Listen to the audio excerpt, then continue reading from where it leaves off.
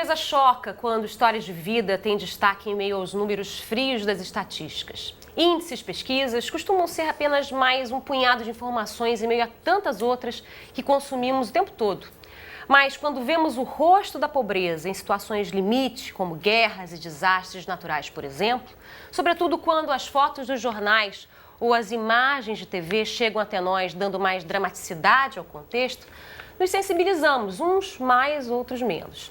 Com a realidade de mais de 1 bilhão de pessoas no mundo vivendo sem acesso a direitos elementares, como a educação, a moradia, a alimentação e a saúde. Mas o que afinal determina que a pobreza e a exclusão social sejam notícia, ganhem destaque nas manchetes? Bom, nessa entrevista da série especial do Futura sobre pobreza e desigualdade, eu converso com José Marques de Mello, jornalista, pesquisador, professor emérito da Universidade de São Paulo, diretor da Cátedra Unesco-Umesp de Comunicação. O Umesp é a Universidade Metodista de São Paulo. Professor José Marques de Mello, obrigada desde já aqui por essa conversa que nós vamos ter. Eu queria saber do senhor qual é a análise que o senhor faz aí da cobertura jornalística dos temas relacionados à pobreza e à exclusão social. Que tipo de tratamento o senhor acha que essas informações, de forma geral, têm pelos meios de comunicação tradicionais? Bom, esse tema da pobreza é um tema que a mídia cobre de forma ciclotímica. Ora cobre de forma sensacionalista, ora cobre de modo explicativo. Aliás, ultimamente tem aparecido mais porque nós temos uma imprensa politicamente correta. Mas nos anos 60, por exemplo, do século passado, dizia-se que pobre só aparecia na imprensa na página policial. Armand Matterall, um pesquisador francês que viveu aqui na América Latina, dizia que é preciso que o pobre seja delinquente para aparecer no jornal. Hoje a situação mudou, porque há uma maior conscientização a respeito da questão da pobreza, e, consequentemente, os jornais e revistas pautam com mais frequência. Mas o grande problema da cobertura da pobreza é que ela é descontextualizada na minha maneira de ver. A pobreza aparece episodicamente e, quando aparece, de um modo geral, é em função de cataclismas, de situações dramáticas, como você falou há pouco. Não é um tema coberto com muita frequência. Mas, e aí, como é que a pobreza, na sua visão, ela é apresentada de forma episódica, assim? Quando em desastres naturais, como eu citei, ou, enfim, situações de limite, como é que o pobre, a figura da pessoa pobre ou do excluído socialmente, ele aparece efetivamente? Pois ele tem aparecido de duas maneiras. Ou aparece como drama, no sentido de que tá seca no Nordeste, portanto, fome na África, esses temas mais recorrentes, ou então aparece glamourizado nas telenovelas, em certos programas de auditório, em que o pobre é apresentado como uma figura excêntrica, pitoresca. Uhum. Então, de certa forma, o senhor poderia dizer assim que a pobreza ela ainda é apresentada pelos meios de comunicação, pela imprensa, de forma estereotipada? Quer dizer, a pobreza associada a quem não tem recursos materiais, ainda mais na sociedade de consumo onde a gente vive hoje imerso, né? Quer dizer, o senhor acha que isso acontece? Mas a pobreza é isso, é privação de bens, privação de condições de trabalho, exatamente exclusão, marginalidade. Então, a imprensa, quando trata, estou falando sobretudo do jornal e da revista, que são veículos consumidos pelas elites. Você sabe que no Brasil a população normal não tem acesso, a população trabalhadora, a classe média quase não tem acesso à imprensa. Então, quem tem acesso à imprensa, de um modo geral, são as classes mais abastadas, e inclusive a intelectualidade. Joãozinho 30 já dizia que quem gosta de pobreza é intelectual. Então ela aparece mais na imprensa do que no rádio e na televisão. Ultimamente na televisão, esse tema da pobreza tem aparecido muito em função da exclusão, da marginalidade nos morros, nas favelas. Então há programas como são conhecidos aí que, na verdade, martelam a questão da pobreza de forma, na minha maneira de ver, de forma inconsequente. Porque criam, na verdade, um pavor. Uhum. E a notícia? Como é que o senhor acha que a notícia, os meios de comunicação, a imprensa, definem quando a pobreza e a exclusão são notícia? Pois é, elas não são notícias por si, são notícias em função do cotidiano. Quando há uma normalidade no cotidiano, então a imprensa publica com frequência informações sobre a pobreza, mas pautar a pobreza como tal, didaticamente, só em campanhas. Então você tem Criança Esperança, tem uma série de momentos em que essa questão da pobreza aparece e os pobres, de modo geral, são focalizados, na minha maneira de ver, de forma glamourizada. Ou realmente em situações extremas, ou em situações que eu diria que procuram corresponder àquilo que eu chamei uma agenda politicamente correta. Que o senhor disse que isso foi mudando ao longo do tempo, que nem sempre foi assim. Hoje nós vivemos numa era do politicamente correto, isso acontece mais hoje do que no passado acontecia. Sem dúvida, acontece mais hoje do que no passado. Mas o que eu acho que a mídia devia fazer em relação à pobreza e outros temas como esse, era tratar de forma constante, de forma a educar a população para compreender o problema. E aí é que nós temos um problema em relação à comunicação e sociedade. É que os meios de comunicação, eles na verdade refletem um ambiente em que as pessoas vivem. E na nossa sociedade, por exemplo, a população não é educada. A maioria da população não passa pela escola, mas passa pela escola de raspão.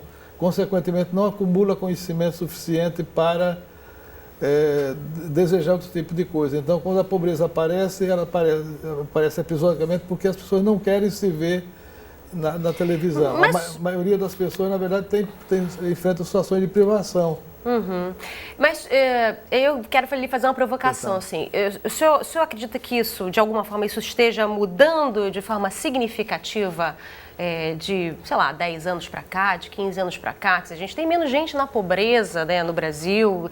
A classe média, esse país teve tanta gente na classe média. Quer dizer, as pessoas alcançam uma maior escolaridade.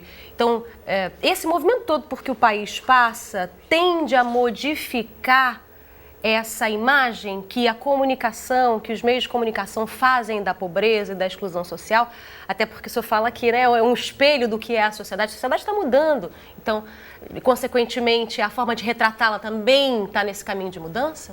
Pois é, então nós temos aí alguns pontos que precisamos historicamente considerar. A pobreza, de um modo geral, ela foi escondida. No passado, ela era escondida porque, na verdade, nós somos uma sociedade cruel, em que o desenvolvimento das nossas relações sociais foram sendo marcados pela predominância de uma classe abastada que usava a poupança nacional para se beneficiar. Mais recentemente, com a democracia, então, as pessoas estão preocupadas em redistribuir o produto social.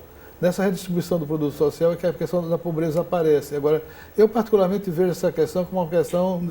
O interessante seria termos programas de desenvolvimento nacional, regional e local que extinguissem a pobreza não precisasse aparecer como um problema. Simplesmente porque ela não existiria? Não existiria se não tivesse melhor distribuição de renda. Você tem países, por exemplo, os países nórdicos, que praticamente, se não há igualdade, há pelo menos uma melhor distribuição do produto social. Agora, a nossa sociedade, dizia Darcy Ribeiro, é uma sociedade cruel. Ela refletia no passado a diferença entre, por exemplo, a Casa Grande e a senzala, a pobreza está na senzala. Depois do período posterior à escravatura, então passamos a ter os sobrados e os mucambos. E hoje em dia nós temos as favelas e temos os condomínios de luxo. Então tudo isso a mídia vai retratando de maneira... Como eu já disse, episódica, não é constante. A abordagem da pobreza, o problema é a falta de crítica em relação a isso e como contextualizar esse tema, ou isso é intrínseco mesmo à produção da notícia? Eu acho que isso é a lógica do jornalismo. A lógica do jornalismo é atender às expectativas da audiência. A audiência quer sempre, primeiro, se informar sobre assuntos que são do seu cotidiano. Então, cada vez mais o jornalismo se torna um jornalismo utilitário, as pessoas querem ler jornal, revista, ou ter acesso aos meios de comunicação para se informar e tomar decisões cotidianas, ou então ela na verdade, cria um certo clima emocional em relação àquilo que nós chamamos de situações extremas, situações esdrúxulas, situações anormais. Então, quando trata de questões de assinatura, porque a pobreza, na minha opinião, e na realidade não é um problema de hoje, é um problema crônico, histórico. Quando ela não está num país, está no mundo. Como é que nós temos hoje o mundo inteiro organizado? A maior parte das populações estão em situação de pobreza. Nós temos, então, alguns países que têm situação de acumulação de recursos, em que a distribuição é melhor, mas no fundo a África, a Ásia, a América Latina continuam sendo bolsões de pobreza.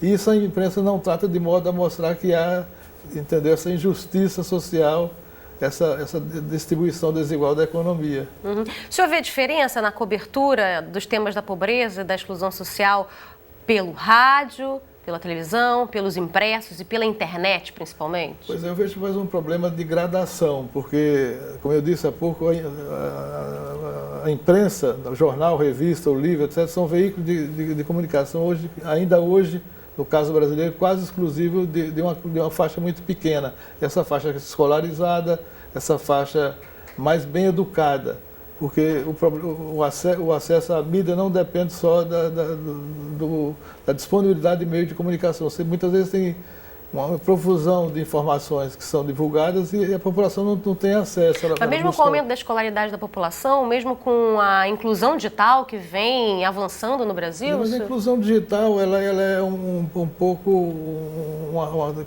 criou-se uma certa ilusão sobre a inclusão digital. Hoje nós temos 70 milhões de pessoas que têm, por exemplo, acesso à internet, mas quantos têm acesso para se informar? É pequeno o número de pessoas que usam a internet para se informar.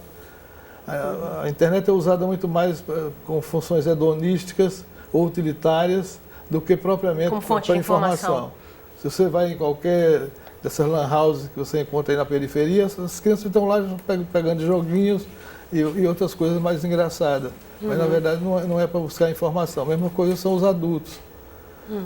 O fato de ter um computador em casa não significa que a pessoa use para se informar. Por quê? Porque como a educação é desigual e ao mesmo tempo seletiva, as pessoas que são educadas, elas não têm o que eu chamo assim de repertório crítico. Elas não desejam mais do que aquilo que já tem. Por isso a mídia repete os temas secularmente. E o senhor que, enfim, é uma referência no estudo das questões de comunicação, eu queria entender como é que a academia, na sua opinião, tem se dedicado a entender exatamente como a imprensa aborda as temáticas da pobreza e da exclusão social. Eu diria que a academia, vou falar da brasileira em particular, a academia brasileira, na verdade, tem se distanciado dessas questões do dia a dia. Infelizmente, são poucas as pesquisas que têm, digamos, uma organização holística, tentar entender os problemas para solucionar os problemas. De modo geral, os pesquisadores acadêmicos, eles têm temas da sua predileção, que são temas quase sempre pautados pela comunidade internacional. Nós vivemos num clima, num ambiente em que o intelectual tem que estar sintonizado com as tendências da sua área de conhecimento, dos seus pares, tem que produzir e demonstrar essa produção. E isso vai sendo, na verdade, o filtro que guia os intelectuais. Então, os acadêmicos brasileiros estão pouco preocupados com o Brasil enquanto uma sociedade que tem problemas sérios que precisam ser resolvidos. Na comunicação? Das ciências sociais em geral, mas na comunicação em particular. A comunicação ainda não chegou num patamar de compromisso com a realidade brasileira. Professor José Marques de Mello, muitíssimo obrigado por essa conversa. Acho que muito boa essa conversa para o público do Futura. Eu que agradeço a oportunidade. Tá ótimo. Obrigada a você por ter acompanhado essa entrevista, essa nossa conversa. Um abraço e até a próxima.